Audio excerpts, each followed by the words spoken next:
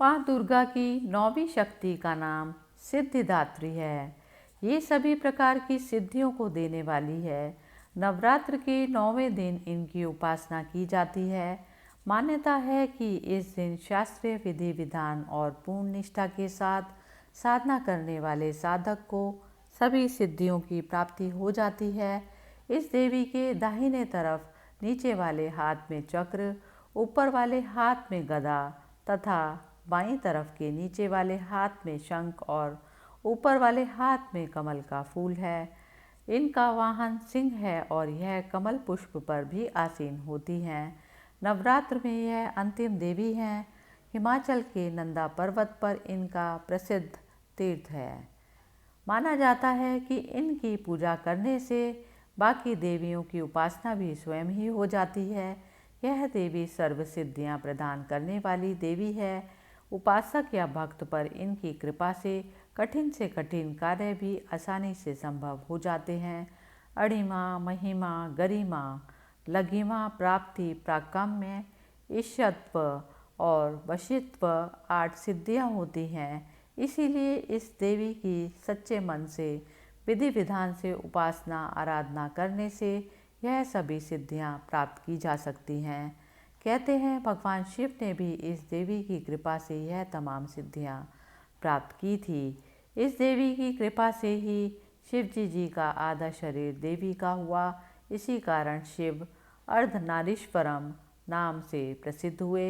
इस देवी के दाहिने तरफ नीचे वाले हाथ में चक्र, ऊपर वाले हाथ में गदा तथा बाईं तरफ के नीचे वाले हाथ में शंख और ऊपर वाले हाथ में कमल का पुष्प है। विधि विधान से 9वें दिन इस देवी की उपासना करने से सिद्धियां प्राप्त होती हैं। इनकी साधन करने से लौकिक और पारलौकिक सभी प्रकार की कामनाएं पूरी हो जाती हैं।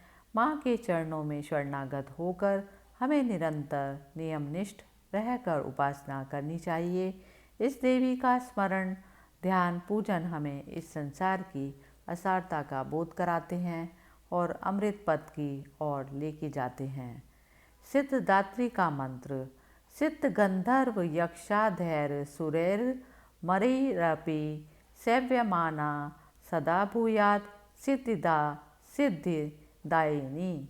गंधर्व धन, यक्ष धन आद्य का अर्थ स्वर्ग लोक निवासी उपदेवता गण, जिनमें गंधर्व, यक्ष इत्यादि आद्य हैं, और असुर, राक्षस, अमर, देव गण भी इन सब की से जिसकी सेवा होती है। सिद्ध गंधर्व यज्ञ गैर सुरैरमपि, यह पाठ भेद भी दिखता है।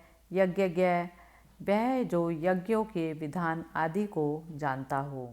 सिद्धिदात्री भगवती का 9वां रूप सिद्धिदात्री है। यह ज्ञान अथवा बोध का प्रतीक है जिसे जन्म जन्मांतर की साधना से पाया जा सकता है। इसे प्राप्त कर साधक परम सिद्ध हो जाता है। इसीलिए इसे सिद्धिदात्री कहा जाता है। इसमें शक्ति स्वयं शिव की हो जाती है, पार्वती स्वयं शंकर हो जाती है और राधा स्वयं कृष्ण हो जाती है।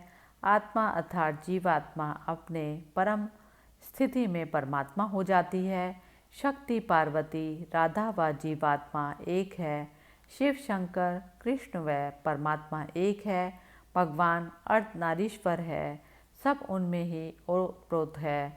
सब कुछ वह है, कोई अलग नहीं।